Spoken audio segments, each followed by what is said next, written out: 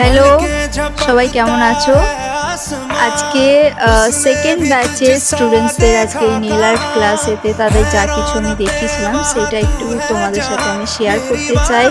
তো এখানে দেখতে পাচ্ছ জেলি জেল পলিশ আর্ট একটু ওদেরকে দেখিয়েছি, আর তার সাথে এখানে ফয়েল অ্যাটাচমেন্ট হয়েছে। পাশে দেখতে পাচ্ছ এটা সেল আর্ট করা হয়েছে, সেল আর্ট দুটো ফিঙ্গারে করেছি, এখানে কড়ি আঙুলে আর এইদিকে থাম্বনিতে করা আছে। সেল আর্টের সাথে অবভিয়াসলি পার্লটা খুব সুন্দর স্যুট করে।